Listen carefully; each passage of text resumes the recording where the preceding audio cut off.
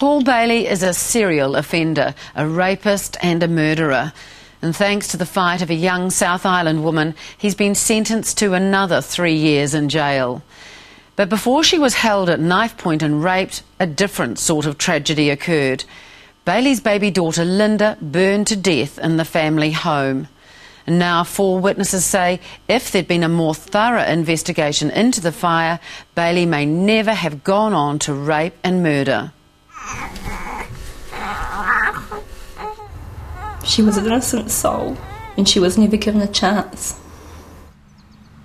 A vacant piece of grass between 2 headstones lies the unmarked grave of baby Linda Rose Bailey, the 2-month-old daughter of a serial rapist and the murderer of Kylie Smith.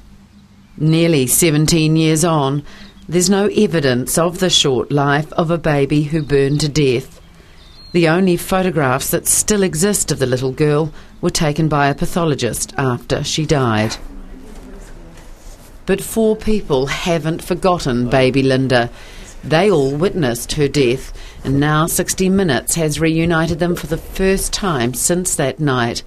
They want to reopen an investigation they say has let down a defenceless baby. The road travelled would have been totally different. Our lives would have been totally different. We would have had closure. Linda would have been resting in peace back in '89. If that was dealt with correctly, Kylie would still be with us. They were all there one night in April 1989 in a house in the tiny central Otago orcharding town of Ettrick, rented by the baby's parents, Rose Shortland, 19 at the time, and father, Paul David Bailey, a seasonal worker. 2 18-year-old male teenagers, along with 2 girls, had been invited around. We can't identify one of the girls because she'd later be raped by Bailey. She was just 12 at the time. Something you'll never ever forget. They were watching their favourite music show. Tanya was the other girl there, and she was 14. Everything was very calm and okay, and I had Linda in my arms. Then Rose decided to take the baby away and put her in a wicker basket. So Rose took Linda out of the room, took her into the kitchen and placed her to bed for the night on the kitchen bench beside the stove. It's unfathomable why any mother in their right mind would do that. Why would you do it?